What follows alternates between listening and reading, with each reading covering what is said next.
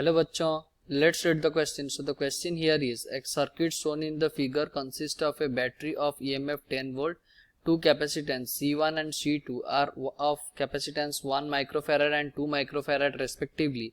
The potential difference VA minus VB is 5 volt. तो हमें एक ऐसे सर्किट दिया गया है और A और B के पोटेंशियल डिफरेंस 5 वोल्ट है और उसमें दो कैपेसिटर लगाया गया है और एक पोटेंशियल EMF लगाया गया है. तो हमें चारों स्टेटमेंट दिया गया है, तो कौन सा स्टेटमेंट सही है कौन सा गलत है वो बताना है. Okay, so the key concept of question here is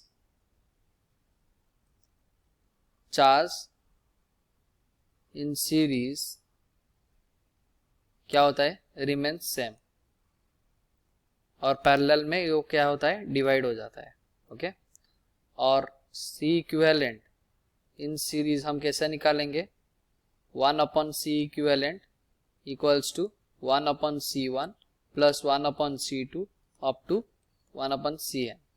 अगर हम किसी एक पॉइंट से दूसरे पॉइंट तक पोटेंशियल हम लिखे, मान लो आपके पास ऐसे कैपेसिटर दिया गया है और एक ऐसे पोटेंशियल दिया गया है, तो इसका अगर हम पोटेंशियल लिखे, हम ये P ले लो, ये उसका P पॉइंट और ये Q पॉइंट, तो हम कैसे निकालते हैं, किरचॉफ्स लॉ से PP माइनस ये इसका पोटेंशियल कितना होगा Q अपॉन C माइनस इसका EMF E minus VQ equals to 0. Okay, ऐसे ही हम किरचॉफ्स लॉ लगाते हैं. Okay, so let's come to the question. Question में हमें क्या बोला गया है, हमारे पास एक A पॉइंट है, ये हमारा A पॉइंट हो गया, और हमारा कैपेसिटेंस ये है जो कि 1 माइक्रोफैराड है, और यहाँ एक बैटरी लगाया गया है जो कि 10 वोल्ट का है. ओके, और यहाँ फिर से एक कैपेसिटेंस लगाया गया है जो कि 2 माइक्रोफैराड है. ओके, यहाँ पॉइंट बी है, तो हमें दिया गया है VB minus VA minus VB, VA minus VB equals to 5 volt. Okay, so अगर हम यहाँ से यहाँ किरचॉफ्स लॉ लगाए, क्या लिखेंगे, VA, ये क्या हो जाएगा, देखो ये पॉजिटिव टर्मिनल से नेगेटिव टर्मिनल तक जा रहा है, मतलब हायर पोटेंशियल से लोअर पोटेंशियल जा रहा है, मतलब ये वाला पॉजिटिव होगा ये वाला नेगेटिव होगा, और ऐसे ही ये पॉजिटिव ये negative.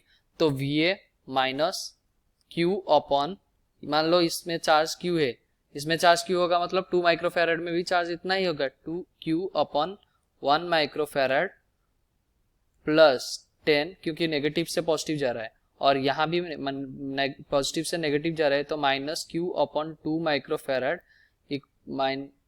Minus VB equals to 0. तो VA माइनस VB हमारा कितना आ गया था, 5 वोल्ट, और ये 10, तो इसको अगर हम सॉल्व करें तो हमारा क्या आ जाएगा, 3Q upon 2 microfarad equals to 15. Okay, so Q हमारा आ गया 10 micro coulomb.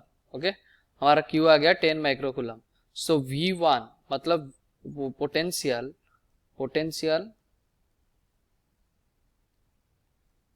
On capacitor 1 microfarad, 1 microfarad capacitor में कितना पोटेंशियल है, Q अपॉन C लिखेंगे, 10 micro coulomb upon 1 microfarad. Okay, ये कितना आ गया, 10 वोल्ट. और पोटेंशियल ऑन कैपेसिटर 2 माइक्रोफैराड, ये कितना लिखेंगे, 10 अपॉन 2, इसका मतलब ये 5 वोल्ट आ गया.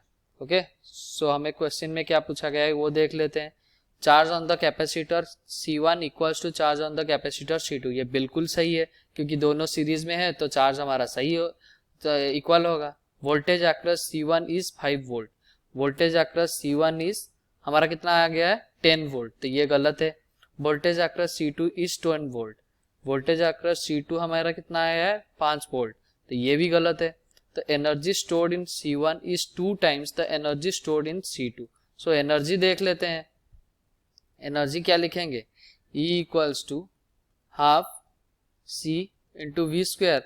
तो इसका एनर्जी कितना लिखेंगे, हाफ इंटू 1 इंटू 100. ओके, ये हो गया 50 माइक्रो जूल. ओके, और ये कितना हो गया, half into 2 into V square, इसका मतलब 20, वी स्क्वायर मतलब 25। ओके, तो ये आ गया हमारा 25 माइक्रो जूल। ओके, सो ये तो आधा C1 का आधा है। सो क्वेश्चन में क्या बोला गया है, the energy stored in capacitor C1 is 2 times the energy stored in capacitor 2। Okay, ये बिल्कुल सही है, ये हमारा बिल्कुल सही है। So our option A and D are correct. Okay, hope you understood well, best of luck, thank you.